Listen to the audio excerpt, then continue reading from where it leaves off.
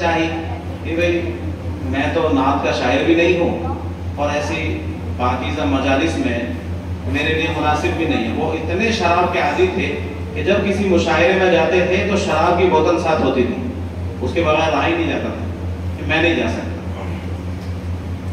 لیکن پھر ان کی خوشامد درآمد کر کے ان کو اس بات پر آمادہ کیا گیا کہ آپ تشریف لائیں. وہ تیار ہو گئے. جانے سے پہلے انہوں نے سوچا کہ جب جانا ہے تو نعت کے کچھ اشعار بھی ہونے چاہیے. چنانچہ انہوں نے غسل کیا, پاک صاف اپنی حالت کو بنایا اور پھر جو ہے وہ کچھ سوچنے لگے کہ کوئی شعر جو ہے ذہن میں آ جائے, تو کچھ نہیں آیا کوئی شعر. اتنے بڑے شاعر اس صدی کے, یعنی ابھی ماضی قریب کے, تقریباً 1990 کے آس پاس ان کا انتقال ہوا ہے, تو ان سے بڑا اس وقت میں کوئی بڑا شاعر نہیں تھا. اتنے بڑے شاعر حضور کی شان میں سوچنے کے لیے بیٹھے تو کچھ ذہن میں نہیں آ رہا, کچھ بھی نہیں آ رہا. انہوں نے اللہ رب العزت سے توبہ اور استغفار کیا اور جو ان کی وہ عادت تھی اس کو بھی چھوڑنے کا ارادہ کیا اور مضبوط اور پختہ ارادہ کیا, توبہ کی. اور پھر حضور اکرم صلی اللہ علیہ وسلم کی شان اقدس میں وہ کچھ سوچنے لگے تو اللہ رب العزت کی طرف سے پھر ان پر ورود ہوا اشعار کا. تو گویا کہ ایک نعتیہ مشاعرے کی وجہ سے ان کی زندگی بدل گئی.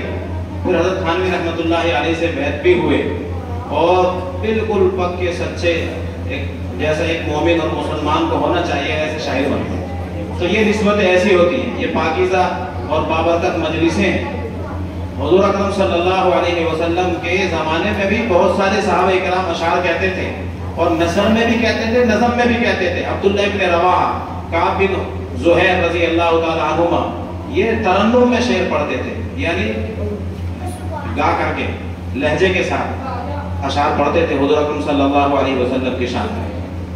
بہرحال ہم اس مجلس کو آگے بڑھائیں گے اور ایک کے بعد دیگر انشاءاللہ تمام ہی جو ہمارے مہمان اعظام ہیں ان سے ہم استفادہ کریں گے.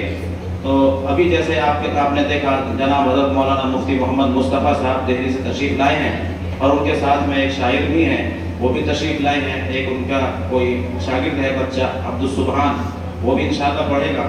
مناسب ہے کہ جو ہم نے خاص طور سے جن کو دعوت دی ہوئی ہے کچھ کلام ان سے بھی سماعت فرما لیں. جناب عالم رشیدی صاحب جو تشریف لائے ہیں آج مہمان خصوصی کے طور پر, کچھ وہ بھی جو ہے ہم ان کا بھی کچھ کلام سماعت فرما لیں. ان سے میری درخواست ہے کہ تشریف لائیں اور اپنے قیمتی اور بے مثال جو ہے لب و لہجے کے ذریعے حضور اکرم صلی اللہ علیہ وسلم کے شان اقدس میں نذرانہ عقیدت و محبت پیش کروائیں.